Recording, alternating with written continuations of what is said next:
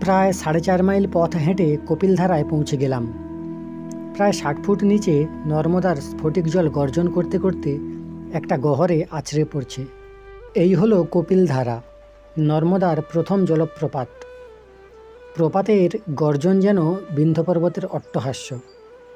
এখানে নর্মদা মাত্র 10-12 হাত চওড়া। সুমের দাসজি জানালেন, আমরা সমতল ভূমিতে যে বড় বড় ঘাসবন পেরিয়ে এসেছি, সেই ঘাসবনের মধ্য দিয়ে আরও দুটি জলধারা এসে এইখানে নর্মদার সঙ্গে মিশেছে। তাই নর্মদার গতিবেগ প্রচণ্ডভাবে বেড়ে গেছে। সেই দুটি ধারার মধ্যে একটির নাম এরণ্ডি আর একটির নাম কপিলা বা বিশল্যা। কপিলধারায় আছড়ে পড়ে জল অত্যন্ত ফেনিয়ে উঠেছে। সেই ফেনিল জলোচ্ছ্বাসের শিকড়কোণায় আমরা দুজনায় প্রায় ভিজে গেলাম। নিচে স্রোত এমনই প্রচণ্ড যে কোনো মতে পা পিছলে গেলে অঙ্গ প্রত্যঙ্গ ছিন্ন বিচ্ছিন্ন হয়ে যাবে। सुमेर दास जी बोलें, वही देखिए उधर एक महात्मा जी का आश्रम है, ध्वजा देखो, उधर चलो। उनका नाम सच्चिदानंद ऋषि। ऋषि बाबा के पास बहुत सिद्धाई है। আমি বললাম, আর সিদ্ধাই দেখে কাজ নেই, আর এখানে কোথায় কি আছে দেখিয়ে দিন। বেলা গড়িয়ে গেলে সেই ঘাসবন দিয়ে যেতে যেতে ভীষণ কষ্ট হবে। অনুমান করলাম বেলা তখন 12টা হবে। মধ্যাহ্ন সূর্যের কিরণ বড় বড় গাছ ভেদ করে আমাদের কাছে পৌঁছতে পারছে না। গাছ ও পাতার ফাঁকে কেবল ঝিকমিক করছে, যেন লুকোচুরি খেলছে।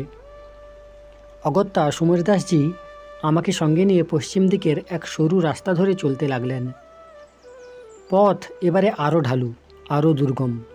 কখনো উবু হয়ে, কখনো 2-3 হাত নিচের পাথরে পা ঝুলিয়ে সাবধানে পা ফেলে, কখনো কোনো গাছের ভেজা শিকড়কে ধরে অন্য পাথরকে আশ্রয় করছি। যত নিচে নামছি তত স্যাঁতস্যাঁতে হয়ে আসছে আবহাওয়া। লতা পাতা থেকে যেন জল ঝরছে। প্রায় আধ মাইল হেঁটে আসা হয়ে গেল কপিলধারা থেকে। এখানে দেখলাম নর্মদার দ্বিতীয় প্রপাত। বড়ই আশ্চর্য, এখানে জল দুধের মতো সাদা, তাই নাম হয়েছে দুধধারা। চারিদিকে অনেক ফার্ন ও বনফুল আর রাশি রাশি বনগোলাপ ফুটে আছে। কপিলধারার কাছাকাছি গেলে জলের বাষ্পে সর্বাঙ্গ ভিজে যায়। জল এত উঁচু হতে নিচে আছড়ে পড়ছে যে কাছে যাবার উপায় নেই। কিন্তু এই দুধধারায় স্বচ্ছন্দে স্নান করা চলে।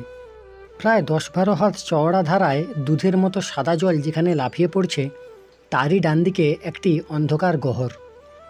सुमेर दास जी बोलें, महर्षि दुर्वासा जी का गुफा। उन्होंने इस गुफा में तपस्या किए थे। गुहार गाए धोঁয়ার दाग देखे ভেতরে ঢুকতে কারো সাহস হলো না, কারণ ক্রুদ্ধ ঋষি বা ক্রুদ্ধ সাপদ যে কেউ বেরিয়ে এলেই বিপদ। সুমের দাসজির মত নিয়ে এক হাঁটু জলে নেমে উবু হয়ে বসে দুধধারায় স্নান করলাম। সারা শরীর জুড়িয়ে গেল, পেট ভরে জলপান করলাম। ধারে দাঁড়িয়ে গা মুছছি। ঠিক এই সময় জলের তোড়ে ঠিকরে এসে প্রথমে 2টি, পরে 1টি, তার কিছু পরে আরও 2টি সাদা সাদা শিবলিঙ্গ ক্রমে ক্রমে ঠিকরে এসে পড়ল। দুধ জলের প্রচণ্ড ঘূর্ণিপাকে ওই সব সাদা সাদা শিবলিঙ্গের ভেতরে ওং, ডমরু, ত্রিশূল চিহ্ন স্বাভাবিক ক্রমে তৈরি হয়ে যাচ্ছে। এই বিস্ময়কর ব্যাপার কিভাবে যে হচ্ছে সে রহস্য বোঝা ভার। যাই হোক, सुमेर दास जी बोलें, इसलिए हमका कहूँ ले लो 5टा शिवलिंग। यह तुम्हारा ऊपर नर्मदा माई का कृपा है। नर्मदा की कंकर सब ही शंकर। यह शिवलिंग बहुत जागृत है। শ্রদ্ধা সহকারে শিবলিঙ্গগুলি নিয়ে ধীরে ধীরে উপরে উঠে এলাম সেই একই পথে, বড় বড় পাথরের চাঙড় ডিঙিয়ে, গাছের শিকড় ধরে ধরে। ইতিপূর্বে সুমের দাসজি যে আশ্রমের ধ্বজা দেখিয়েছিলেন, যেখানে আমি যেতে চাইনি, তারই কাছাকাছি কপিলধারা প্রপাতের ওপর একটা গাছের গোড়ায় বসে খাবার খেলাম। খাওয়া শেষ হয়ে এসেছে এমন সময় হঠাৎ শুনলাম একজন উচ্চ স্বরে হাঁক পাড়তে পাড়তে আসছেন, ब्रह्मचारी ओ ब्रह्मचारी, 1 लोटा गरम चा और 1 लोटा पानी लेकर ऊपर में आइए। উপরে উঠে আমাদের সামনে এসে দাঁড়ালেন এক শালপ্রাংশু মহাভুজ বৃদ্ধ সন্ন্যাসী। বয়স অন্তত 80 বা 90 হবে। চোখ দুটি যেন জ্বলছে। सुमेर दास जी তাড়াতাড়ি হাত ধুতে ধুতে বললেন, देखिए खुद ऋषि बाबा पधार गए। আমিও হাত ধুয়ে প্রণাম করলাম। তিনি আমার চিবুকে হাত দিয়ে বললেন, अभी आश्रम में नहीं गया, लेकिन 4 साल का अंदर इधर आपको आना ही पड़ेगा। हमारा आश्रम में ऐसा अचानक अजब कांड घट जाएगा जिसमें तुम्हारा जीवन का धारा बदल जाएगा। আমি বললাম, যে দুর্গম পথ, এ পথে নিতান্ত বাধ্য না হলে আমি আর আসছি না। কাজেই কীভাবে আর আপনার আশ্রমে পৌঁছে আমার জীবনের ধারা বদলাবে? কোনো উত্তর না দিয়ে তিনি হেসে লুটোপুটি খেতে লাগলেন। এমন সময় তার ব্রহ্মচারী চা এবং জল নিয়ে হাজির হলো। সুমের দাসজি বললেন, আপনি क्यों इतना तकलीफ उठाया, इसलिए हम का कहूँ?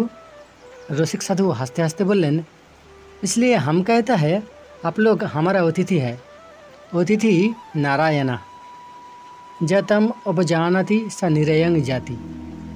गृही और सन्यासी जो आएगा उनको सेवा करना ही पड़ेगा, वह है हमारा महान भारतवर्ष का शिक्षा।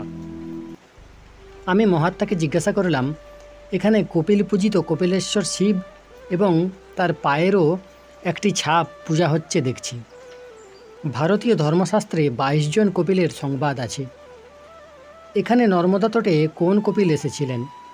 আদিবিদ্যান কপিল, যিনি সাংখ্যদর্শন প্রণেতা, আমাদের বাংলাদেশের গঙ্গাসাগর সঙ্গমে যার নামে মহাতীর্থ গড়ে উঠেছে তিনি? না যে কপিলের কোপ দৃষ্টিতে পড়ে সগর বংশের সন্তানেরা ভস্মীভূত হয়ে গেছিলেন তিনি? গয়াতে দেখেছি ব্রহ্মজনী পাহাড়ের গায়ে যে কপিলধারা আছে সেখানে মহর্ষি কপিলের ব্যবহৃত একটি বিচিত্র প্রাকৃতিক দোতলা সাধন গুহা অদ্যপি বর্তমান।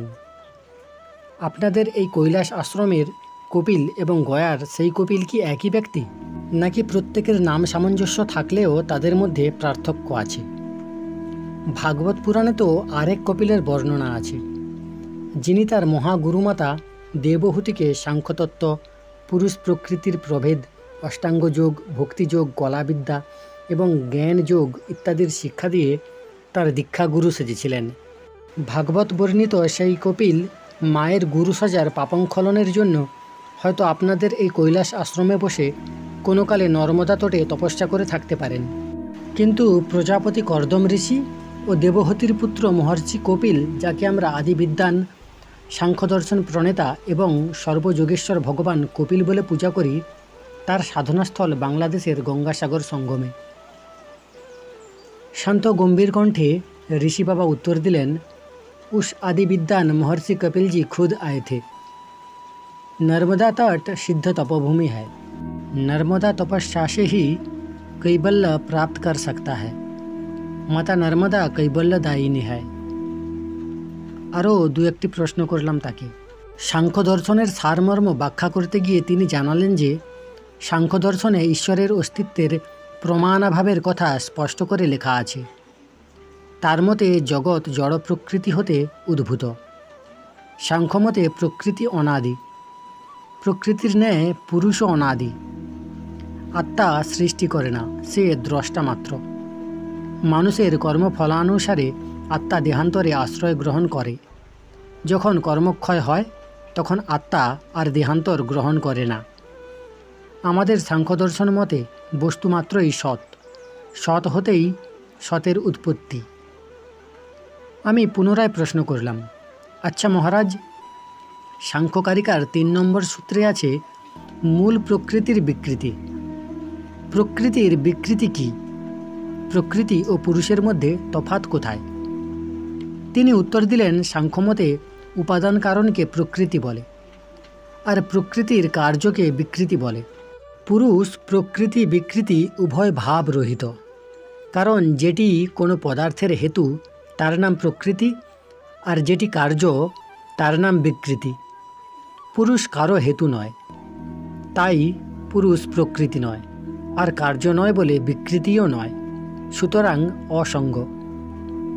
आमी जिज्ञेस करलाम, दया करे बोलबेन कि सांख्य दर्शनेर मूल तत्व केवल एकटा अत्यंत उঁচু दरेर दार्शनिक तत्व मात्र, ना ए जुगे केउ साधना करले सेई तत्त्वेर साक्षात्कार घटे?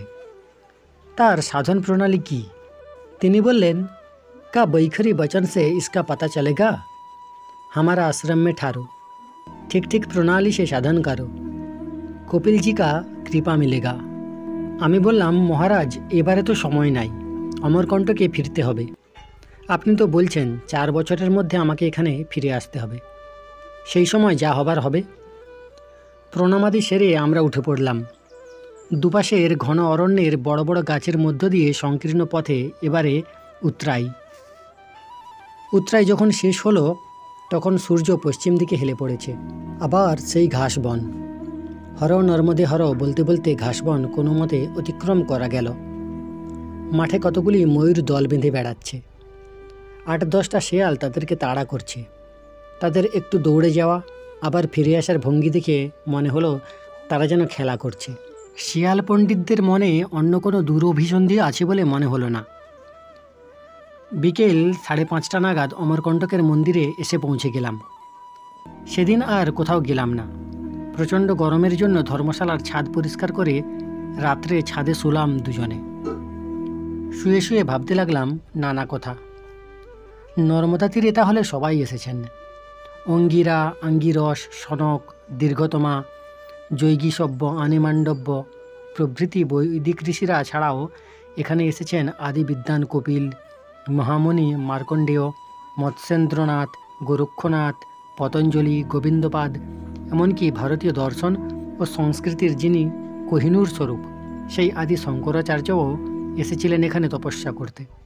অত্রিপুত্র দুর্বাসা, যিনি শৈবাগম দর্শনের প্রবক্তা, তার সহোদর ভগবান দত্তাত্রেয়, সবাই কেন এসেছেন এখানে? আরও কত যে প্রবর্তক, ব্রহ্মচারী, মুনি, ঋষি, ব্রহ্মবিদ, ব্রহ্মবিদ বর, ব্রহ্মবিদ বরিয়ান, ব্রহ্মবিদ বরিষ্ঠ নর্মদায় এসে তপস্যা করেছেন, তার ইয়ত্তা নেই। তবে কি তপস্যায় পরমাসিদ্ধি অর্জন করতে হলে নর্মদাতে আসতেই হয়? কি এর রহস্য? এই যে আজই কপিলধারা দেখে এলাম, সেখানকার মহাত্মা সচ্চিদানন্দ ঋষি বাবা দৃঢ় প্রত্যয়ের সঙ্গে বললেন যে আদি বিদ্বান সাংখ্যকার কপিল ওইখানে বসেই তপস্যা করেছিলেন, যার নির্বাণ বা নির্যান ঘটেছিল আমাদের বাংলার গঙ্গাসাগর সঙ্গমে। রামায়ণের এ ঘটনা সবারই জানা যে কপিলের বর্ণিতে যে সগর রাজার সন্তানরা ভস্মীভূত হয়েছিলেন।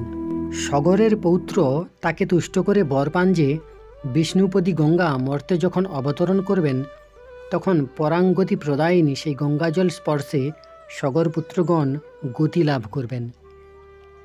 অংশুমানের পুত্র দিলীপের পুত্র ভগীরথ তপস্যায় মহাদেবকে তুষ্ট করে গঙ্গার মর্তে অবতরণ ঘটান। তাহলে হিসাবে ধরা পড়ছে সগরের অধস্তন পঞ্চম পুরুষ ভগীরথের আমলে গঙ্গার আবির্ভাব। কিন্তু ভগীরথের বৃদ্ধ প্রপিতামহ সগর রাজার সমসাময়িক ছিলেন কপিল। সেই কপিল নর্মদার তীরে বসে তপস্যা করেছিলেন। কাজেই নর্মদা তাহলে গঙ্গার চেয়ে প্রাচীনতরা। কতকাল আগে যে তিনি রুদ্র তেজ হতে সমুদ্ভূতা হয়েছিলেন সেই সময়ের পরিমাপ কারও জানা নেই। মাতা নর্মদে, তুমি কৃপা করো। কখন যে ঘুমিয়ে পড়েছি জানা নেই। সকালে নর্মদা মন্দিরের ঘণ্টার ধ্বনিতে জেগে উঠলাম। প্রাতঃকৃত্য স্নানাদি সেরে সুমের দাসজি গেলেন মন্দিরে, আমি চললাম মৎস্যেন্দ্রনাথের মন্দিরে সেই পূর্বদৃষ্ট মহাপুরুষকে দর্শন করতে। আজও সেই একই দৃশ্য। নাগা সাধুরা সকলেই কর্ণে কুণ্ডল। সুমের দাসজির ভাষায় কানফাট্টা। তারা ধুনি জেলে বসে আছেন। সবাইকে দেখছি আত্মমগ্ন। মন্দিরের দ্বারও রুদ্ধ। ভেতরে কিন্তু শব্দ পাচ্ছি যোগীবরের। কিছুক্ষণ পরে মন্দির আভ্যন্তরে তার উদাত্ত কণ্ঠ শুনতে পেলাম। সমস্ত মন্দির গমগম করছে তার স্তোত্রধ্বনিতে।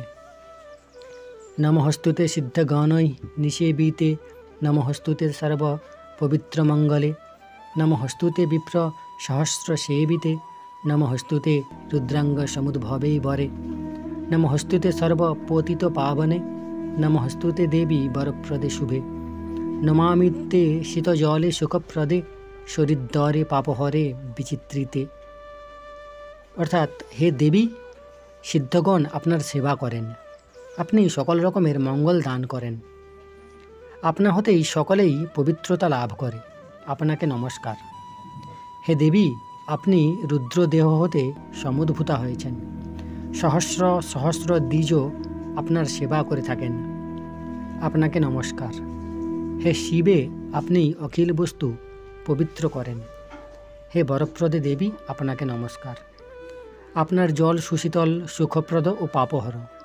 হে শরীরদ্বরে, আপনার গতি অতীব বিচিত্র, আপনাকে নমস্কার।